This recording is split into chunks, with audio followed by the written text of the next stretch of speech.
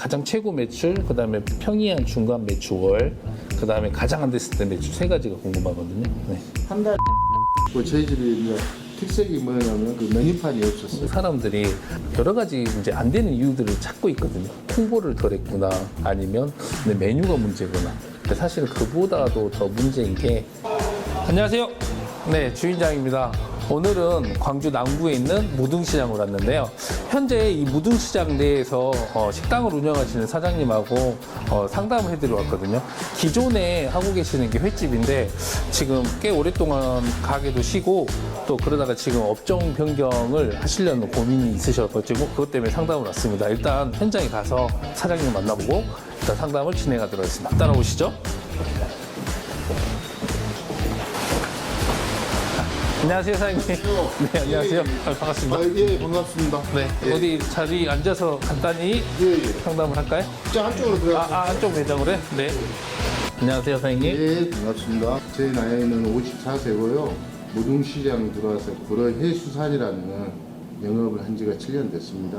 어깨가 좀 안 좋아서 지역적 변경을 해서 다시 시작해볼까 유튜브를 보고 유튜브는 너무 잘해서 연락드려서 이렇게 자리가 마련된 것 같습니다. 네네. 어깨가 안 좋아서 뭐 하셨다고 하시는 부분도 있지만 제 생각에는 그거보다는 매출적인 이유지 않을까라는 생각도 제가 들거든요. 가장 잘 됐을 때 월 매출이 어느 정도 나왔었나요? 한 달에 한 6천 정도. 6천이요? 그 정도면 꽤 나왔네요. 그때 그럼 6천 정도 나왔을 때 그 직원은 어떻게 운영을 하셨나요? 사람하고 장모님하고 이렇게 있죠. 아, 세 분이서? 예, 예. 사실 그때 그러면 수익도 엄청 많이 남았겠네요? 네, 그러죠. 어느 정도 남았나요? 2,500에서 한 3천 정도. 아. 그때는 여기를 인수하기 전이었어요. 사람은 더 썼어야 되는데 네네네. 안 쓰고 또 마침 또 그때 내가 어깨가 아프면서 또 일본 또 후쿠시마 그 사건이 또 그걸로 인해서 생각이 많아지더라고요. 네네. 어깨도 치료도 받으면서 사항을 좀 봐쓰겠다. 근데 지금 점차적으로 보면 횟집들이 없어지는 추세더라고요. 네네네. 예, 고기는 크게 타격이 안 받겠다. 제가 해물 쪽으로 아니까 해물 짐 같은 것도 좀 생각해보고.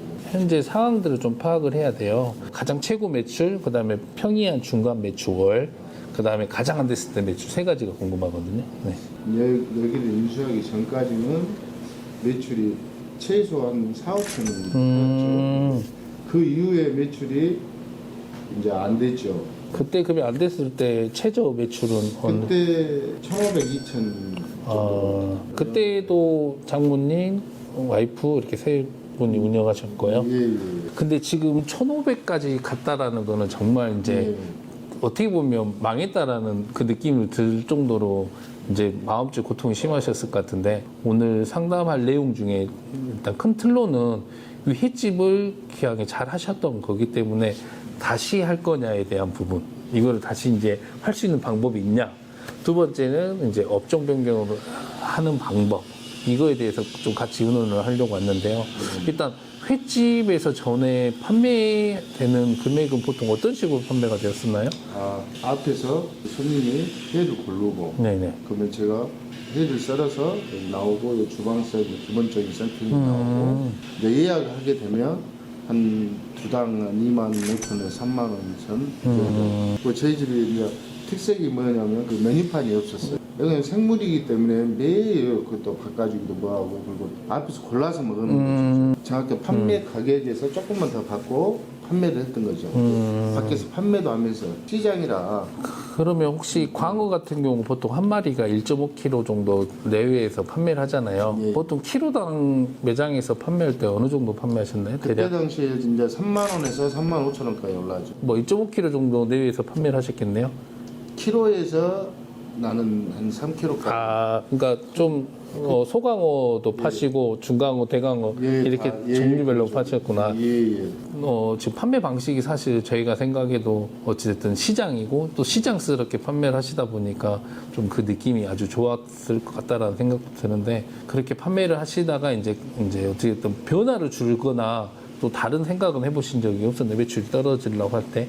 사람 한 사람 더 쌓았을까 생각을 했었죠. 가장 큰 문제였던 게 매장을 지금 딱 이 자리, 예. 이 자리를 인수하면서 더 안 좋아졌다고 하셨는데 그러면 이 자리를 폐쇄를 해볼 생각은 안 하셨나요?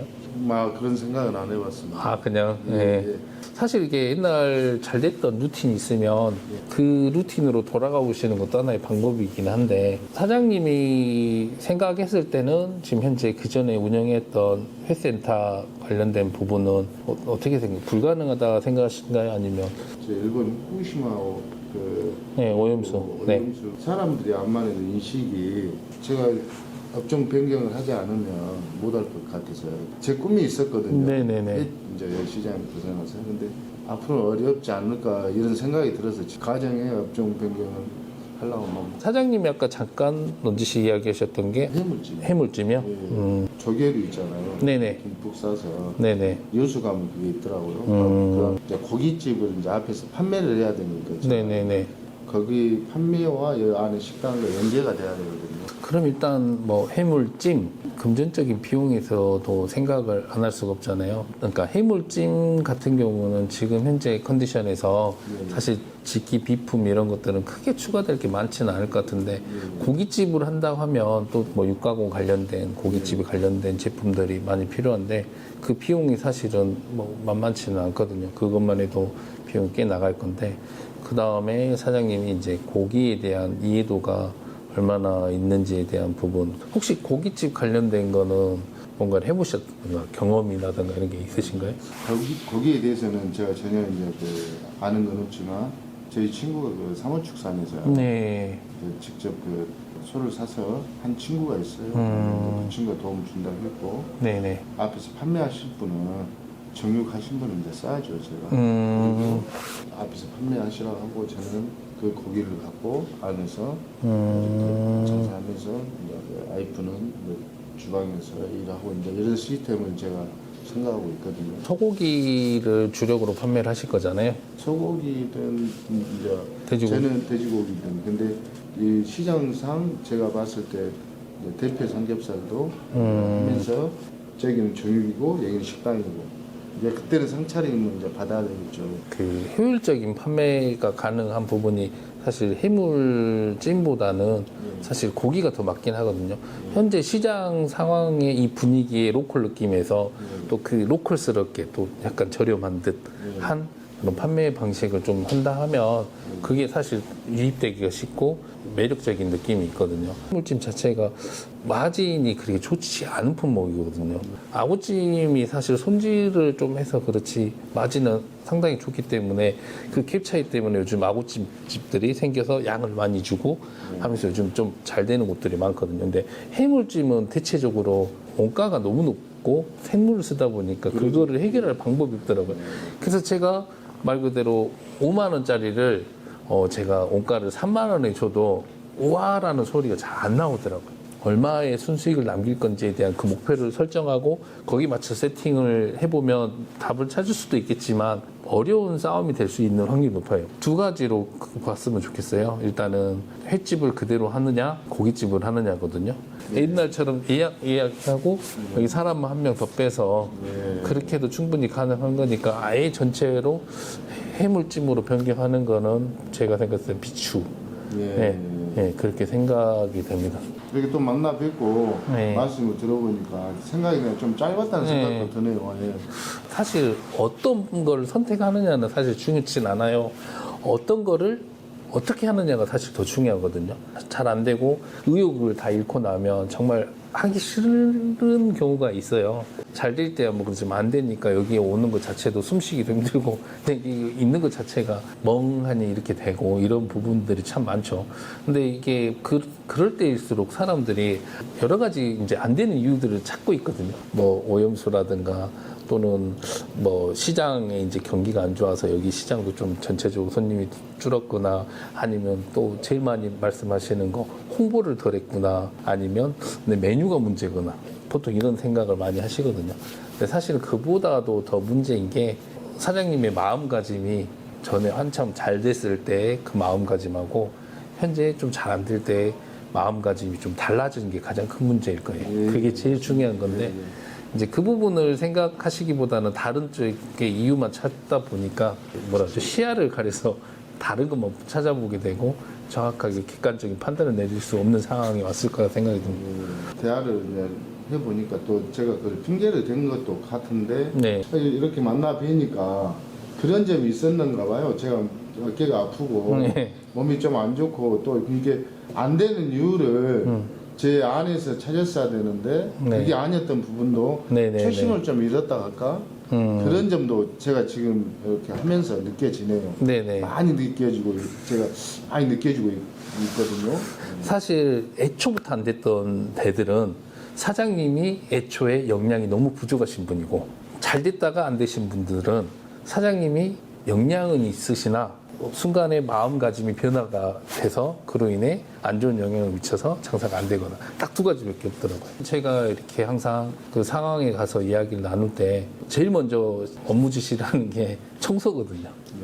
청소부터 깨끗이 하고 그 기간 동안 자기를 좀 되돌아보는 시간을 좀 갖고 또 자기에 대한 생각, 이런 부분들이 사실 중요한 거라 생각이 들거든요. 전자는 기존 매장을 유지하면서 재도약을 한다거나, 두 번째는 고깃집을 한다든가, 이 어떤 걸 선택하더라도 제가 거기에 대한 컨설팅, 도움을 드리는 걸 좀 하려고 하거든요. 일단 사장님이 생각하시는 부분을 결정을 해주시면 그에 맞게끔 해드리도록 하겠습니다. 일단 지금 현재 마음은 어떤 거? 이렇게 만나 뵈니까 저도 많이 이제 적은 나이는 아니잖아요. 네네네, 그렇죠. 어떤 걸 시도한다는 게 네네.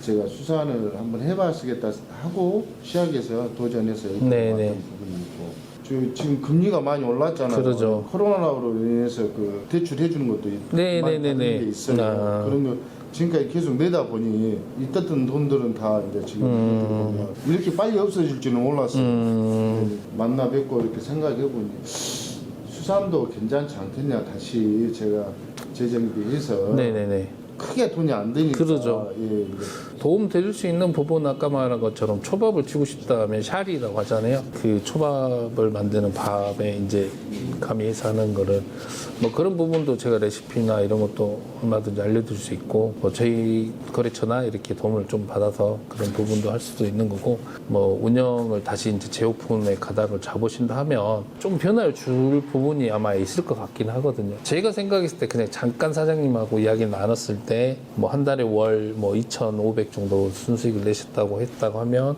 여유가 생겼어야 되는데, 예, 삶의 그렇죠. 여유도. 근데 예, 아마 예, 예. 지금도 사장님 잠깐 저한테 말씀하시는 게 좀 어렵다, 금전적인 부분도 말씀하신 게 매출이 그렇게 나이스하진 않았을 거라는 생각이 들어서 구조를 바꿔줘야겠다는 생각이 문득 들더라고요. 예, 예. 기존에 있던 방식하고는 다르게 지금 방사능 오염수 때문에 문제가 제일 많은데, 횟집 개수는 조금씩 줄고는 있어요. 손님은 줄지는 않은 것 같더라고요, 아직까지. 사장님은 횟집을 새로 차린다 하면 문제가 되겠지만 이미 차려져 있기 때문에 아직까지는 큰 피해가 없기 때문에 해보시다가 그때 가서 좀 진짜 이제 답 없다 하면 그때 가서 업종 변경을 고려하셔도 제 생각에는 좋지 않을까라는 생각이 드네요.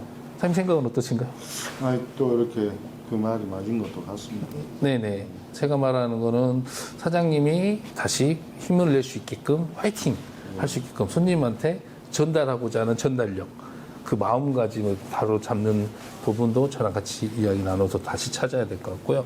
또 매장의 아까 말한 효율성, 수익이 어떻게 남고 어떻게 안 남고에 대한, 사실 사장님께서 막 손익 계산 이런 것도 하시지 않고 그냥 통장이 얼마 남았네라는 늘 그런 생각을 하실 거예요. 예, 그러죠. 정확하게 얼마의 수익이 남고 얼마를 팔아야 제가 딱 본전치기인지, 그런 부분도 서로 의논해가지고 과감하게, 비효율적이면 닫아버리고, 이런 부분 좀 의논하면서 재도약할 수 있는 방법을 찾는 게 가장 나이스한 상황인 것 같습니다. 네. 초심으로 다시 좀 돌아가야 된다, 이런 말씀을 좀 이제 들으셨는데 좀 어떠신가요? 제가 신청을 너무 잘했다. 대학을 나누면서 느낀 점이 뭐냐면, 제가 계속 돌이키고 있었어요. 제가 처음에 시작했을 때 회라는 것나 생선을 대해서 몰랐던 사람이 그 열정으로 해왔던 마음이 시간이 지나고 제 마음가짐, 초심을 잃었던 것 같아요. 그러다 보니 몸도 아픈 것도 어떻게 보면 관리를 하는 것도 하나의 장사잖아요. 그걸 놓쳤고, 또 몸이 아프다 보니까 좀 짜증도 냈고, 이게 내가 잘못됐구나, 그 점을 좀 느끼게끔 해 주시더라고요. 처음에 시작했던 거와 지금의 모습을 계속 돌이키면서 생각을 한 거예요. 그러면서 제가 고깃집도 똑같겠구나, 내가 이 지금의 마음의 상태라 하면 그런 마음이 들었습니다. 대표님이 컨설팅 해주시기 전에는 네. 대표님의 마음가짐이나 초심이나 이런 거를 돌아볼 수 있었던 생각이나 기회는 없었었나요? 제가 정확히 말하면 횟집을 놔버려야 되겠다. 마음을 먹은 뒤로는 그 생각을 못 했죠. 지금 와서 대화를 하고 하면서 느낀 점이 뭐냐면 다른 걸 해도 마찬가지겠구나.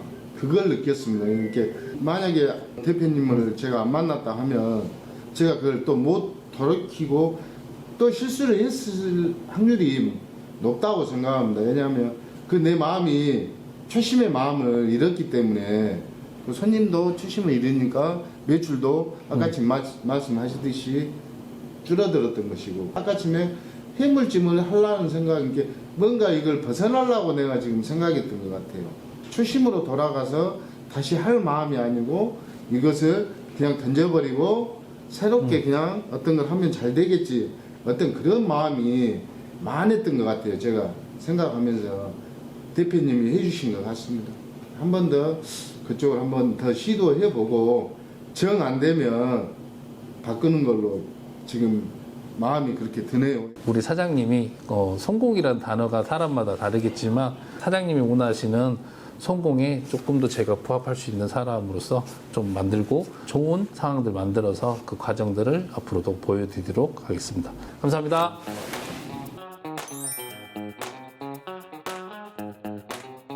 오늘 이렇게 상담을 마무리했습니다. 저도 경험 많이 해봤지만 이렇게 힘든 상황에서 헤쳐나올 방법을 모르거든요. 어둠 속에 동굴에 한 줄기 빛이 필요한 상황이었거든요. 다른 비슷한 자영업자분들이 많으시겠지만 항상 이렇게 안 되는 순간에 새로운 변화나 다른 이유보다는 내가 정말 문제가 무엇인지 나 자신을 되돌아보는 게 가장 중요하다고 생각합니다. 앞으로 변화된 모습 또 진행되는 과정들 좀 더 현실적이고 직관적으로 다른 분들도 보고 공유하면서 촬영을 이어나가도록 하겠습니다. 구독, 좋아요 부탁드립니다. 식당을 설계한 남자 주인장이었습니다. 감사합니다.